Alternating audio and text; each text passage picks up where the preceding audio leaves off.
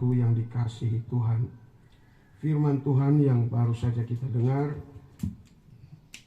mengangkat cerita tentang firman yang disampaikan Tuhan kita Yesus Kristus dalam khotbah di bukit. Penekanannya pada tema tentang garam dunia dan terang dunia. Saudara-saudariku yang terkasih,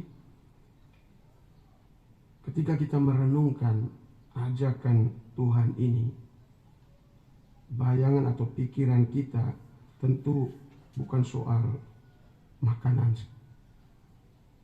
atau soal api yang bernyala-nyala, tetapi ini terutama tentang atau berkaitan erat dengan bagaimana kita menjalani hidup kita yang bermakna untuk kebaikan orang lain, untuk kebaikan sesama.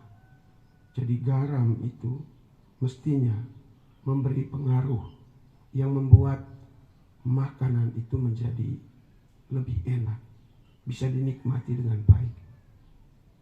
Demikian pun kita dalam kehidupan ini, setelah kita menerima firman Tuhan, menerima persatuan dengan Tuhan kita Yesus Kristus, mendengarkan sabda, kita diteguhkan, kita menjadi orang-orang yang baik, maka pada gilirannya kita harus memberikan kesaksian tentang semuanya itu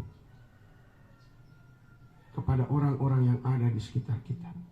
Karena itu, keselamatan yang kita peroleh, damai sejahtera, sukacita yang kita peroleh di dalam Tuhan, tidak cukup kalau itu hanya untuk diri kita sendiri.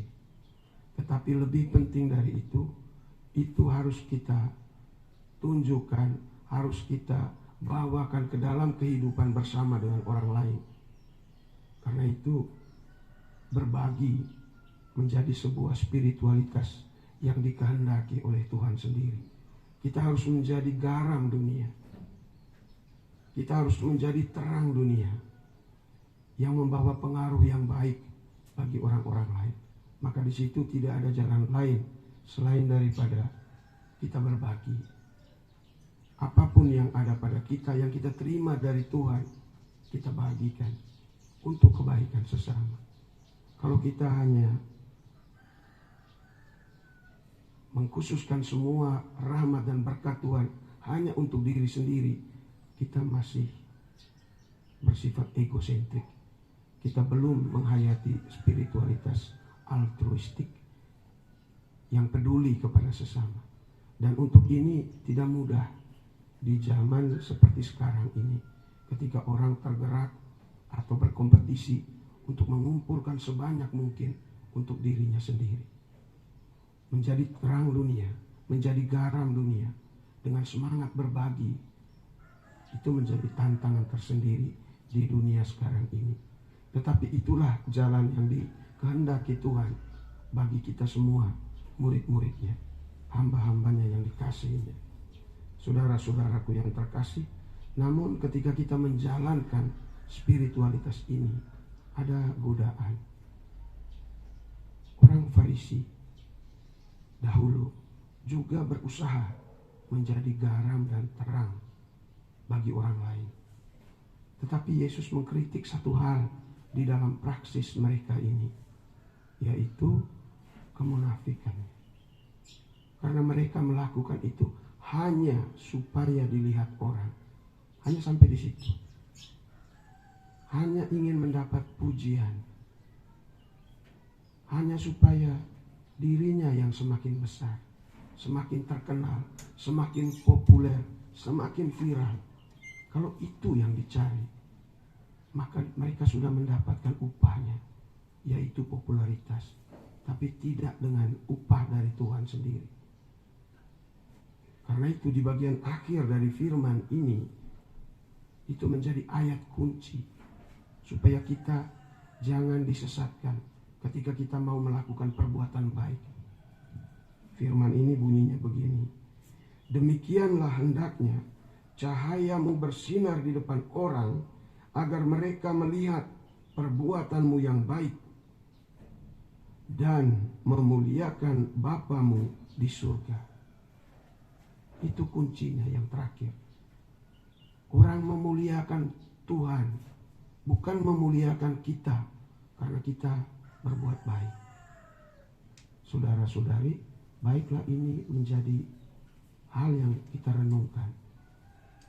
Karena banyak sekali godaan ketika kita berbagi, kita mencari popularitas diri. Kita mau supaya orang puji. Kalau orang tidak puji, kita lalu kecewa. Kita lalu berhenti berbuat baik. Jangan.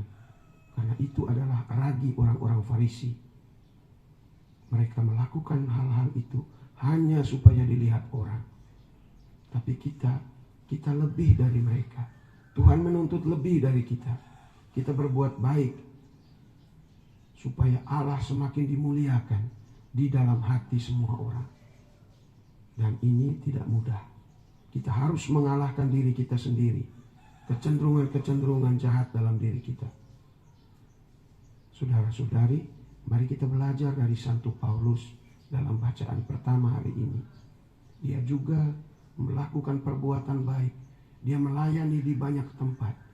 Meskipun ada banyak perubahan rencana dalam pewartaannya, tetapi semuanya itu karena dorongan dari Roh Kudus yang membimbing dia, yang membimbing umat yang dia layani.